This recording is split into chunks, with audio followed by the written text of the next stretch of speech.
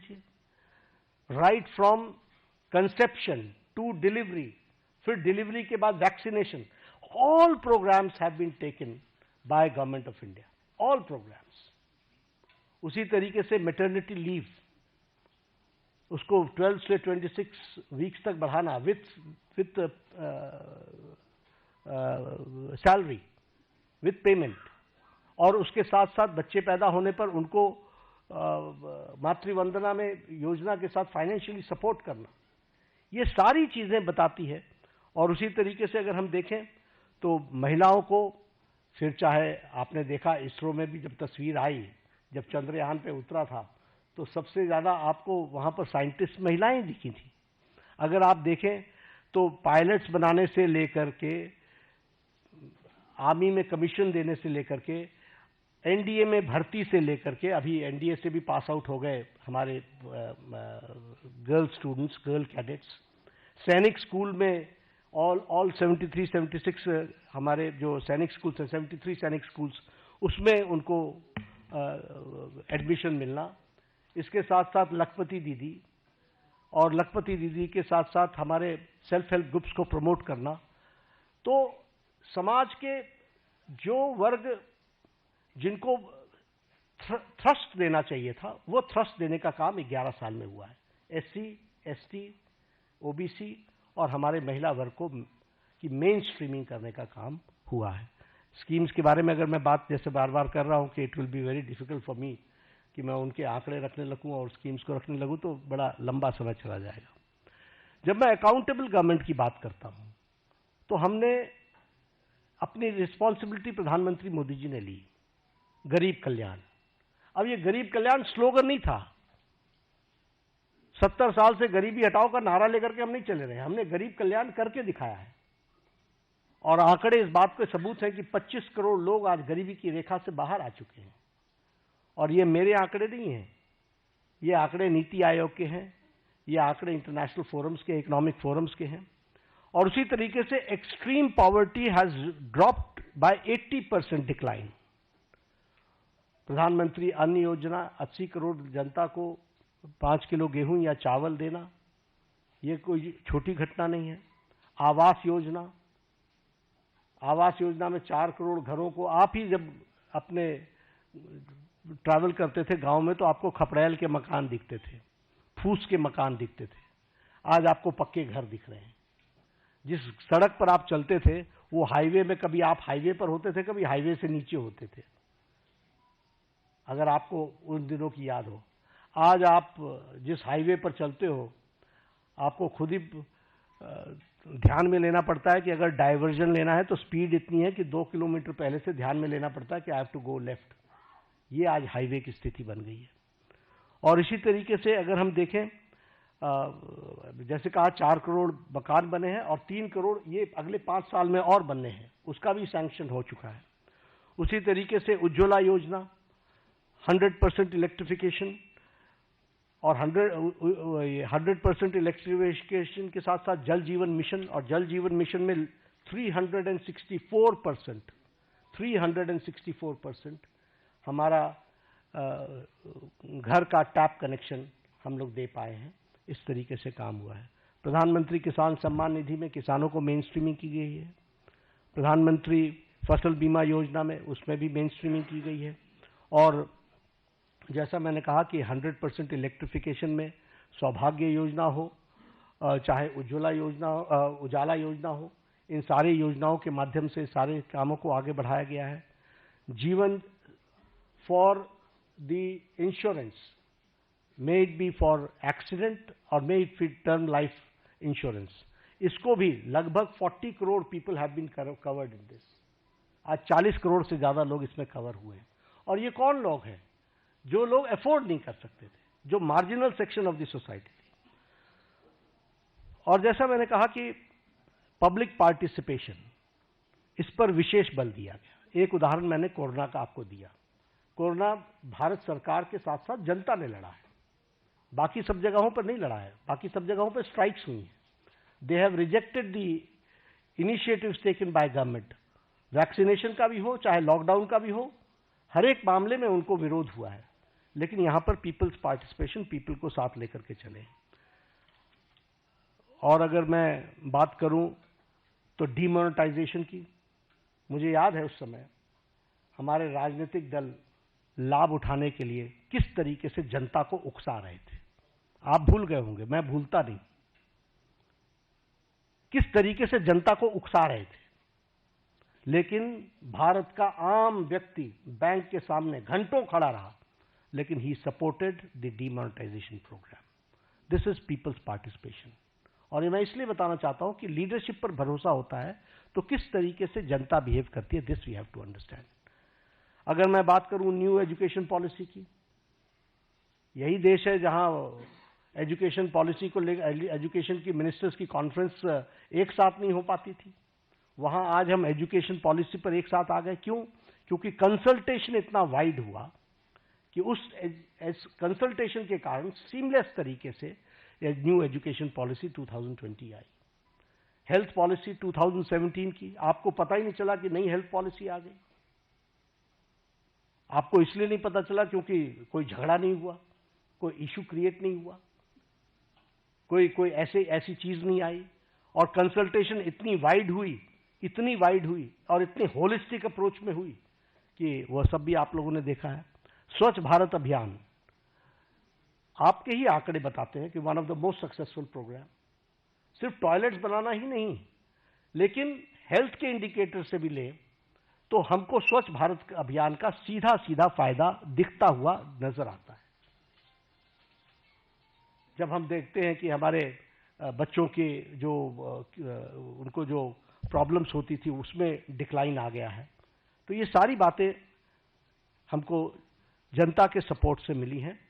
जब मैं transparent government की बात करता हूं तो आपने देखा होगा डीबीटी का लगभग 130 टाइम्स ट्रांजैक्शन बढ़ गया है। और उसी तरीके से जैम ट्रिनिटी ने 3.9 लाख करोड़ की लीकेज को रोका है। और उसी तरीके से हमारे ट्रांसपेरेंट टैक्सेशन को और उसको भी हम लोगों ने लॉन्च किया ताकि ट्रांसपेरेंट टैक्सेशन का प्रोसेस को अडॉप्ट करें और कोई भी ऑनेस्ट टैक्स पेयर को उसका लाभ मिल सके। प्रगति के माध्यम से सारी स्कीम्स को एक तरीके से कोशिश की गई है कि जो रुके हुए प्रोजेक्ट्स थे जिसके बारे में चर्चा नहीं होती थी वह भी चर्चा हो और उसको भी सही ढंग से हम जनता के लिए समर्पित कर सके, इस बात का प्रयास हुआ है। कोऑपरेटिव फेडरलिज्म की अगर मैं बात करूं तो ये स्लोगन नहीं है, जीएसटी इज एन एग्जाम्पल, और ये बोल्ड डिसीजन का एक एग्जाम्पल है। आखिर जीएसटी के पीछे डेलिब्रेशंस तो सालों से चल रही थी, why it was not implemented. और इम्प्लीमेंटेशन में 17 टैक्सेस, 13 सेसेस, सरचार्जेस को सब्स्यूम किया गया है और सभी स्टेट्स एक साथ एक प्लेटफॉर्म पर आए हैं और आज tax collection 20.8 lakh crore a year हो चुका है। उसी तरीके से टैक्स डिवोल्यूशन को स्टेट्स को 283% बढ़ा है। हमारे स्टेट्स, आपको मालूम है कि राजनीतिक कारणों से कुछ लोग हमेशा चर्चा करते रहते हैं स्टेट्स की अनदेखी हो रही है, स्टेट्स की अनदेखी हो रही है। The increase is 283% increase. और मैं बतौर हेल्थ मिनिस्टर कहता हूं कि जब भी कोई आता है हम हमेशा सबको बोलते हैं finance is not the problem, implementation is your problem.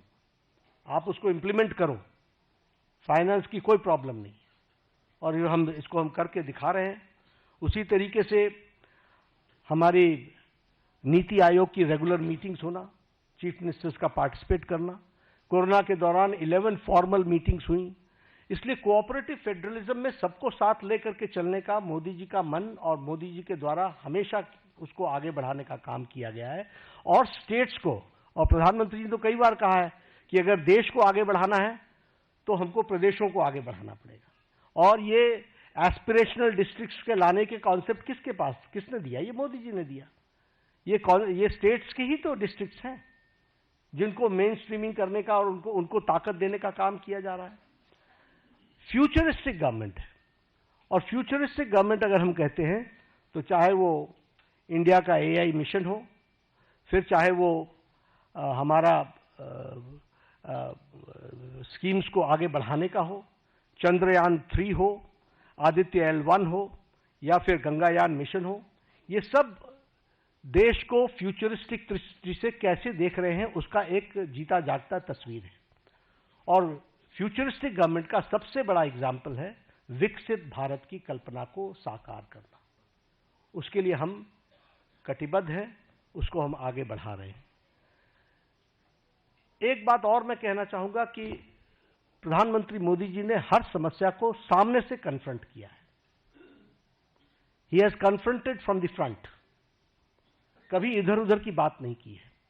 और आज मैं इसकी चर्चा जरूर करना चाहूंगा और आपको याद दिलाना चाहूंगा। एग्जाम्पल्स मेरे पास बहुत है, लेकिन जब उरी की घटना घटी तो प्रधानमंत्री जी ने अपने भाषण में कहा था, इसका जवाब दिया जाएगा।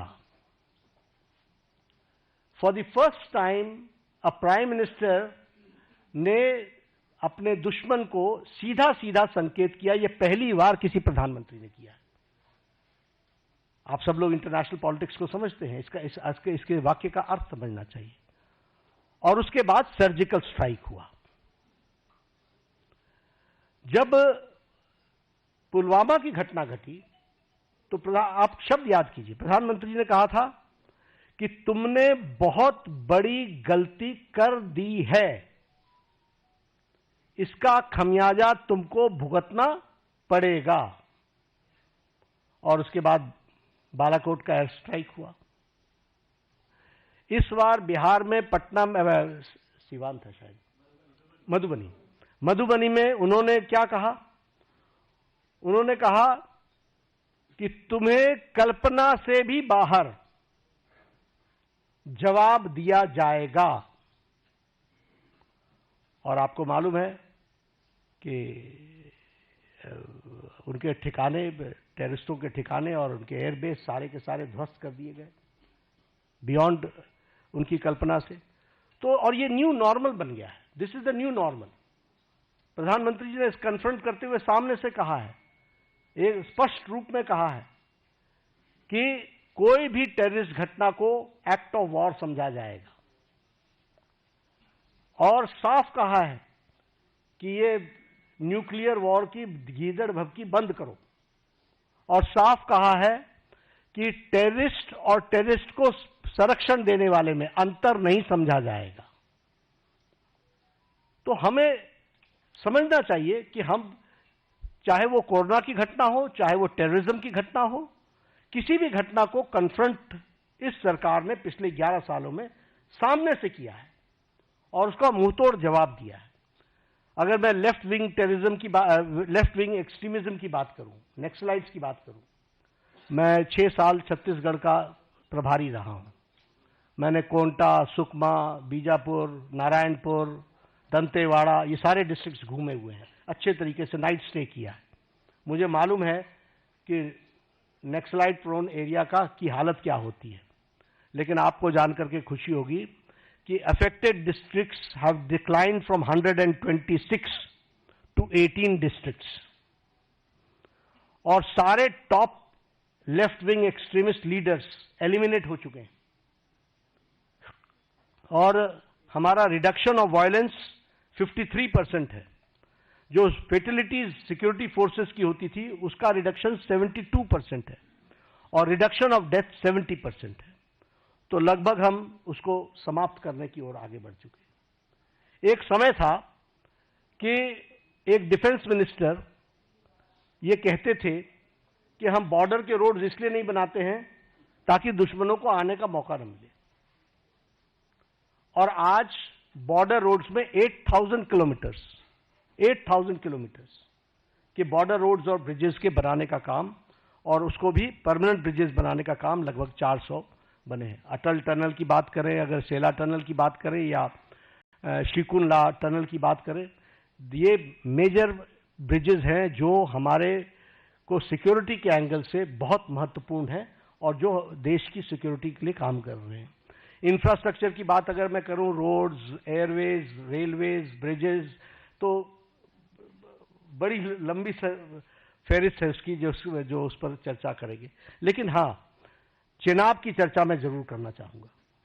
कि नरसिम्हा राव जी के टाइम पर शिलान्यास रखा गया था।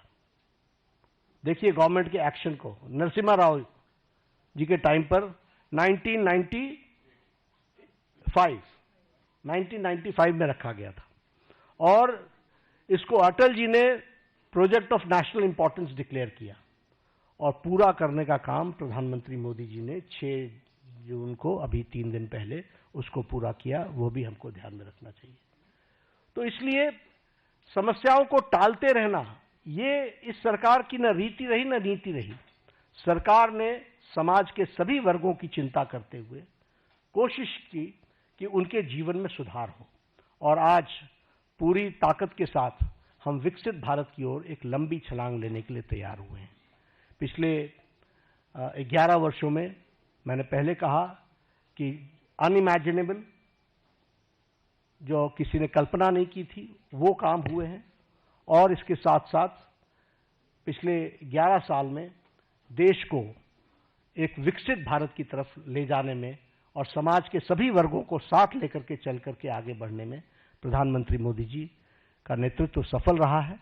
और आज 11 साल पूरे होने पर मैंने कोशिश की, it is very difficult to comprehend the whole work done in last 11 years, but I've tried to point out some major things, and I've tried to highlight the issues, the policies and programs जिनके माध्यम से इस कार्य को पूरा करने का काम प्रधानमंत्री मोदी जी ने किया है। धन्यवाद। बहुत बहुत धन्यवाद आदरणीय राष्ट्रीय अध्यक्ष जी।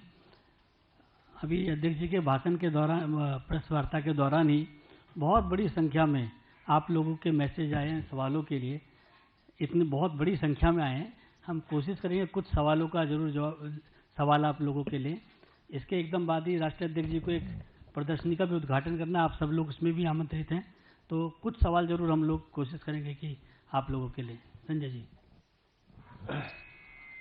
Devendra Palasar, India TV. Sir, मेरा सवाल ये है, और पहलगाम हमला और ऑपरेशन सिंदूर के बैकग्राउंड में रक्षा के क्षेत्र में, सामरिक क्षेत्र में या फिर विदेश नीति को लेकर जो उपलब्धियां रही मोदी सरकार के अंतर्गत, और एलओपी राहुल गांधी जैसे सवाल खड़े कर रहे हैं कि देश की कोलैप्स कर गई या ऑपरेशन सिंदूर के लिए कितने फाइटर जेट हमारे नुकसान हुए, इन आलोचनाओं को कैसे देखते?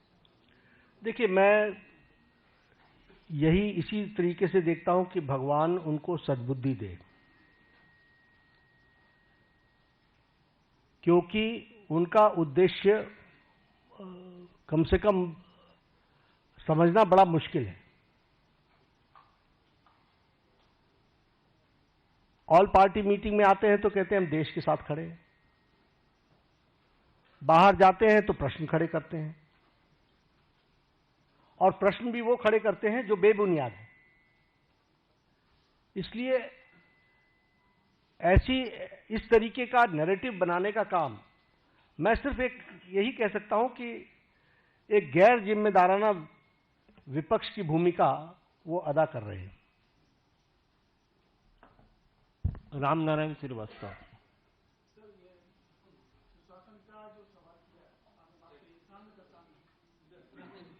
हाँ, रामनारायण।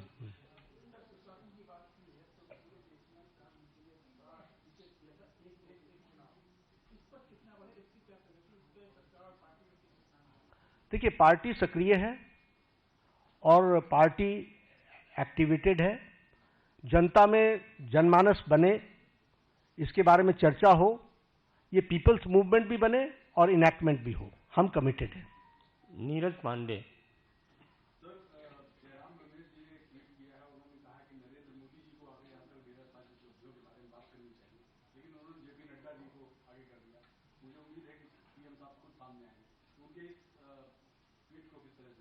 नहीं, मैंने यही कहा ना कि उनको आप उनको देखिए, उनकी सारी लीडरशिप को देखिए, चाहे जयराम रमेश जी भी मूल इशू पर कभी भी चर्चा नहीं करते। राष्ट्रीय अध्यक्ष आकर के प्रेस कॉन्फ्रेंस कर रहा है, ये गलत है क्या? सरकार के 11 साल पूरे हो रहे हैं और 11 साल पूरे होने पर पार्टी का जिस पार्टी का नेतृत्व है उसका अगर राष्ट्रीय अध्यक्ष एड्रेस करता है तो प्रॉब्लम क्या है? और जितना प्रधानमंत्री जी जनता से कन्वर्स करते हैं उतना तो शायद जयराम जी अपनी जिंदगी में किसी से बातचीत नहीं की होगी। Akhilesh Singh, times of India.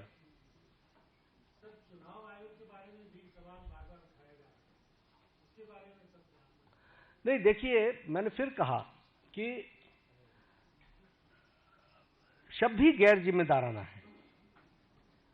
आप हिमाचल जीत लेते हो, कर्नाटक जीत लेते हो, तब आपको कोई तकलीफ नहीं होती।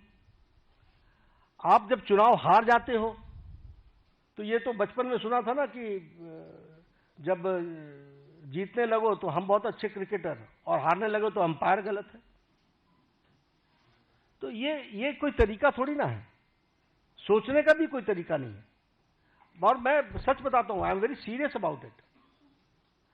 आप देखिए, उन्होंने 4 बार प्रेस कॉन्फ्रेंस किया, चारों में चारों अलग अलग आंकड़े हैं। इतने वोट जुड़ गए, इतने वोट जुड़ गए, हर बार आंकड़े अलग अलग हैं। तो जो इतने कैजुअल अप्रोच के साथ इतनी बड़ी संस्था को अटैक करते हो, कांग्रेस पार्टी को सोचना चाहिए कि उनका नेतृत्व कैसा है, क्या कर रहा है, क्या सोच रहा है, उसके बारे में वो सोचे। बिल्कुल जुड़ा हुआ नाम है। तो मैं तो इतना ही कहूंगा कि मैं ऑपोजिशन में रहा हूं। ऑपोजिशन को किस तरीके से सरकार में आना होता है, इसके तरीके अलग होते हैं। Akhilesh Sharma, India, NDTV.